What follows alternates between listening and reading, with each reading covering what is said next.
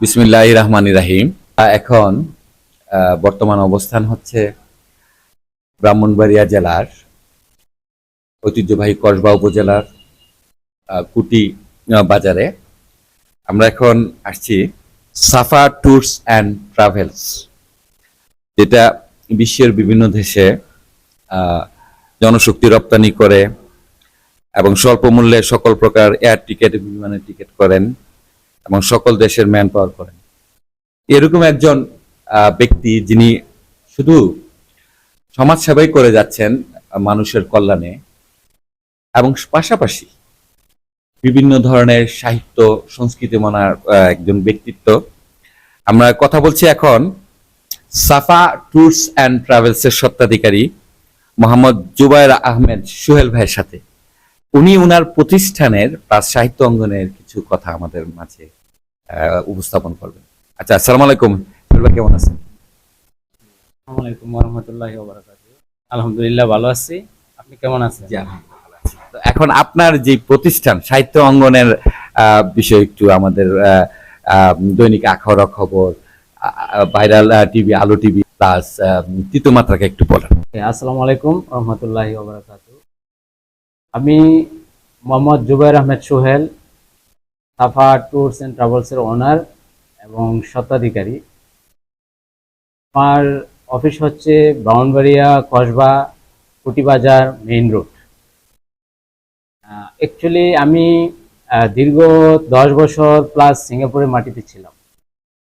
সিঙ্গাপুরে থাকা অবস্থায় আমি তখন বিল্ডিং কনস্ট্রাকশনে আমি জব করি প্রায় 8 মাস পরে আমার প্রমোশন হয় সেফটি ডিপার্টমেন্টে, সেফটি অফিসার পোস্টে। 8 মাস পরে আমি দায়িত্ব পাই।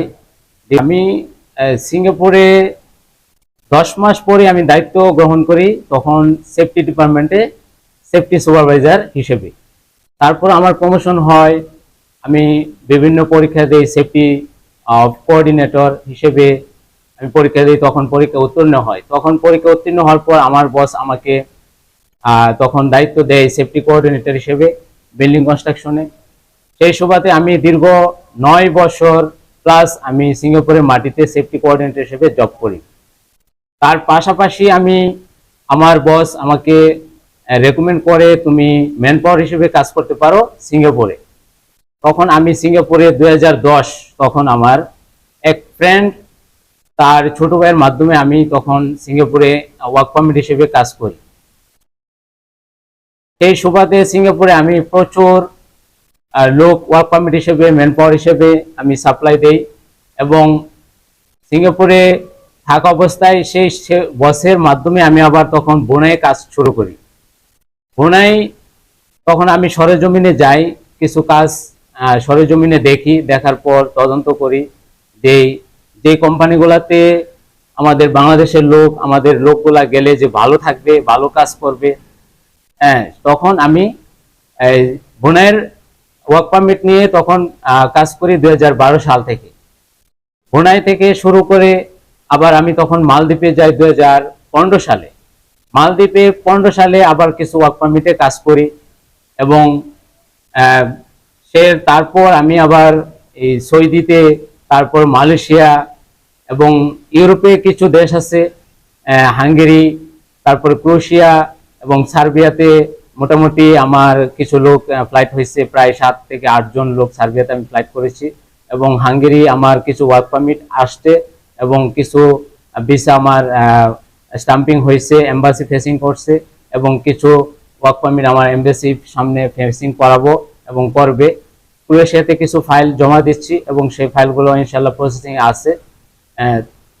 এবং সর্বশেষে 2024 গত 23শে ডিসেম্বর আমি মালয়েশিয়া যাই। মালয়েশিয়াতে আমি বেশ কিছু কাজ সরেজমিনে দেখছি, যেটা কনস্ট্রাকশন এবং কিছু ফ্যাক্টরি, গার্মেন্টস সেকশন এবং প্লান্টেশন গার্ডেন, সেগুলো আমি দেখছি। এবং সরেজমিনে আমি বসের সাথে কথা বলছি যে কোন কাজগুলা দিলে আমার লোকগুলা গেলে ভালো হবে এবং ভালো থাকবে। আমার লোকগুলা যাওয়া, ভালো থাকা মানে আমি ভালো থাকা। তো ব্যক্তিগত আমার এটা ডিসিশন, আমার মতামত যে আমি সবচেয়ে বেশি প্রাধান্য দিই যে আমি নিজেও একজন প্রবাসী ছিলাম। নিজে প্রবাসী ছিলাম, সেই সুবাদে আমি জানি যে প্রবাসে গেলে লোকগুলা তাদের কষ্ট এবং তাদের থাকা, তাদের খাওয়া, তারা কতটুকু প্রফিট করতে পারবে, সেই জায়গাটা আমি মোটামুটি ভালো করে তদন্ত করে আমি লোকটাকে আমি পাঠাই। আমাদের ম্যাক্সিমাম এখন সমস্যা হচ্ছে যেটা, যে অনেকে বাংলাদেশে অফিস আছে কিন্তু তারা ব্যক্তিগতভাবে তারা কোনো বিদেশে সরেজমিনে যায় নাই এবং দেখে নাই, নিজেও প্রবাস জীবন করে নাই। তারা অবশ্য যে কাজটা করে আর আমার যে কাজটা আমি ব্যক্তিগতভাবে করতেছি সরেজমিনে দেখে, এটার মধ্যে অনেকটা ডিস্টেন্স আছে, হ্যাঁ, অনেকটা পার্থক্য আছে। যারা বোঝে তারা তাহলে আসলে আমি বুঝতে পারতেছি যে আপনি সরজমিনে ওখানে গিয়ে ওয়ার্ক পারমিট গুলো সংগ্রহ করছেন এবং সুযোগ সুবিধাগুলো সরকার থেকে হোক আর বেসরকারি হোক আপনারা এটা আদায় করে জি আসছেন। জি। আর আরেকটা বিষয় হচ্ছে, আমার কোনো বাংলাদেশে কোনো মিডিয়া নাই। আমি কোনো মানে হ্যান্ড টু হ্যান্ড, মানে বায়া হইয়া কোনো কাজ করি না। আমি যতটা দেশে 5 থেকে 7টা দেশে কাজ করতেছি, সরাসরি আমার বস দ্বারা আমি কাজ করি। আমি কোনো বাংলাদেশে কোনো এজেন্সি, বাংলাদেশে কোনো বায়া হইয়া মাধ্যম হয়ে আমি কোনো কাজ করি না। আমি সরাসরি বসের মাধ্যমে আমি কাজ করি। আমি 10টা কাজ করি, যেটা অন্যরা 100-200 কাজ করে, আমি 5টা করি, যেটা আমার বস আমাকে সরাসরি আমাকে কাজগুলো আমাকে দেয়, সেই কাজটাই আমি করি। আমি কোনো মিডিয়া কোনো পক্ষ দিয়ে আমি কোনো কাজ করি না। আমার একটা প্রশ্ন জাগতেছে কবি সাহেব, একটা বিষয়।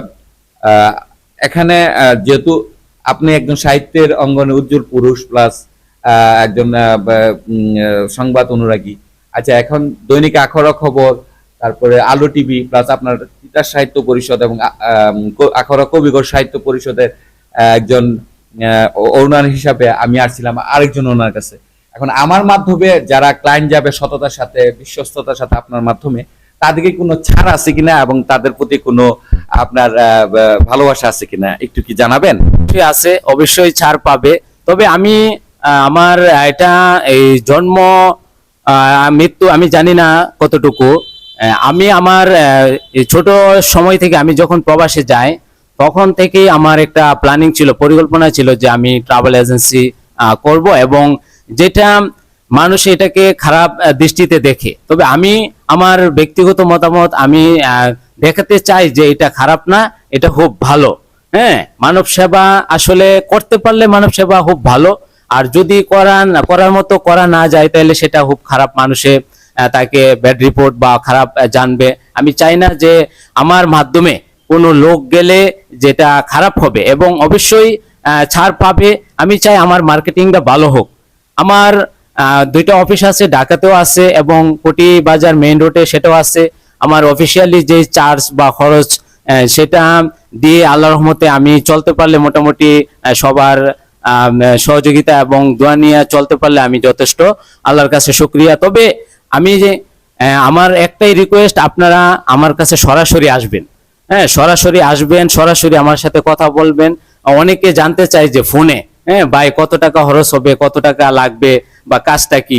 অ্যাকচুয়ালি আমি সবাইকে অনুরোধ করব যে আপনারা সরেজমিনে আসেন, আমার সাথে সরাসরি বাস্তবে আমার সাথে কথা বলেন।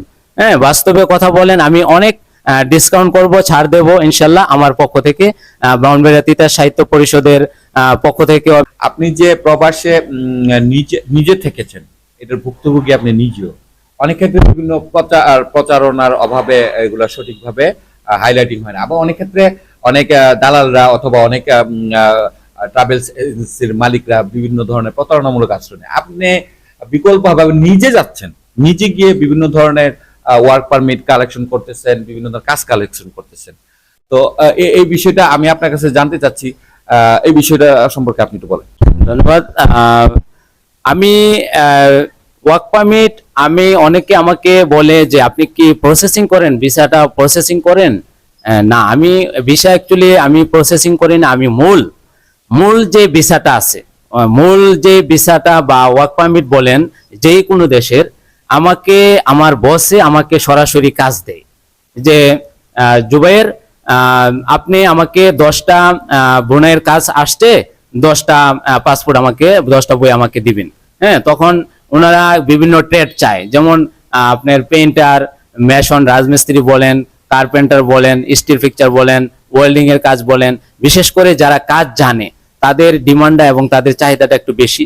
আমাকে সরাসরি বসেরা আমাকে কাজ দেয়, আমি সেই কাজটা ওয়ার্ক পারমিটটাই মূলত আমি কাজ করি। ওয়ার্ক পারমিট ব্যতীত অন্য কোনো কাজ করি না। আর যেটা করি সেটা হচ্ছে এয়ার টিকেট। হ্যাঁ, এয়ার টিকেটটা করি। যেহেতু আমার এজেন্সি অফিস আছে, অনেকে আমাকে রিকোয়েস্ট করে যে ভাই আমার একটা টিকেটের প্রয়োজন, তখন সেক্ষেত্রে আমি স্বল্প মূল্যে আমি আমার যথাসাধ্য চেষ্টাতে আমি তাদেরকে টিকিট করে দিই এবং বিশ্বের সকল দেশের ম্যান পাওয়ার যেটা বলে ম্যান পাওয়ারটা করে থাকি। ম্যান পাওয়ার এবং টিকিট এবং ওয়ার্ক পারমিট এই তিনটা নিয়ে আমি মূলত কাজ করি। সাহিত্য অঙ্গনের বিষয়টা একটু বলবেন কি? সাহিত্য অঙ্গন যেটা আমি খুবই আনন্দিত যে ব্রাহ্মণবাড়িয়া তিতাস সাহিত্য পরিষদের বর্তমানে আমি দপ্তর সম্পাদক হিসেবে আছি। তবে বেশ ভালো লাগছে, এখানে অনেক কবি, অনেক সাংবাদিক আছেন, এখানে অনেক ডাক্তার, ইঞ্জিনিয়ার আছে। সেক্ষেত্রে আমি ব্রাহ্মণবাড়িয়া তিতাস সাহিত্য পরিষদে সদস্য হতে পেরে আমি অত্যন্ত গর্বিত এবং অত্যন্ত আনন্দিত। ধন্যবাদ জানাচ্ছি আমি আবার পুনরায় ব্রাহ্মণবাড়িয়া তিতাস সাহিত্য পরিষদের সম্মানিত সভাপতি জনাব সাজ্জাদ হোসেন জামাল ভাইকেও ধন্যবাদ জানাচ্ছি, আমার প্রাণপ্রিয় সংগঠন ব্রাহ্মণবাড়িয়া তিতাস সাহিত্য পরিষদের সকলকে। অনেক কিছু জানলাম, অনেক কিছু শুনলাম আপনার প্রতিষ্ঠানে এসে। আসলে আখাউড়াবাসী, ব্রাহ্মণবাড়িয়াবাসী, ইভেন দেশবাসীও জানতো না। আপনার এটা তো গভর্নমেন্ট অ্যাপ্রুভ নিশ্চয়ই? জি, আমার এটা গভর্নমেন্ট অ্যাপ্রুভ, বাট আমার যেই সাফা ট্যুরস এন্ড ট্রাভেলস এটা আমি অলরেডি প্রস্তাবিত, হ্যাঁ গভর্নমেন্ট প্রস্তাবিত। এবং কাকরাইল যেটা আমার অফিস আছে, যেটা এম কামরুল ওভারসিজ নামে, সেটা government approve 1900 RL recruiting agency 1977 যেটা, এটাতে আমি সম্পৃক্ত আছি। এবং এটা আমার সাফা ট্যুরস এন্ড ট্রাভেলস এটা আমি প্রস্তাবিত আছে গভর্নমেন্টে। ইনশাল্লাহ আমি খুব আশাবাদী যে আমি খুব ভেরি সুন, খুব তাড়াতাড়ি আমি রিক্রুটিং নাম্বার আমি পেয়ে যাব। এই জন্য আল্লাহর কাছে শুকরিয়া, সবাই দোয়া করবেন। সাথে পাশাপাশি আমি ধন্যবাদ জানাচ্ছি ব্রাহ্মণবাড়িয়া তিতাস সাহিত্য পরিষদের সহসভাপতি কবি আফজাল খান শিমুল ভাইকে ধন্যবাদ জানাচ্ছি আমার বড় ভাই শাহিন খান রাহুল ভাইকে, এবং জানাচ্ছি আমার বন্ধু মোহাম্মদ মাহবুব আলম অপু, ফিজিওথেরাপি চিকিৎসক ডাক্তার এবং ব্রাহ্মণবাড়িয়া তিতাস সাহিত্য পরিষদের সাংগঠনিক সম্পাদক হিসেবে সে আছে। প্রত্যেককে আমি ধন্যবাদ জানাচ্ছি, আমার এই সংগঠন, প্রাণপ্রিয় সংগঠনের সম্মানিত সদস্যদেরকেও ধন্যবাদ জানাচ্ছি। আমার দেশবাসী এবং সাফা ট্যুরস এন্ড ট্রাভেলস এর পক্ষ থেকে সবাইকে আন্তরিক সালাম জানাচ্ছি। আরো দেশ এবং প্রবাসে যারা আমার এই লাইভটুকু দেখছেন এবং ভিডিওটুকু দেখছেন, সবাইকে আমার আন্তরিক সালাম এবং ধন্যবাদ। আসসালামু আলাইকুম ওয়া রাহমাতুল্লাহি ওয়া বারাকাতুহু।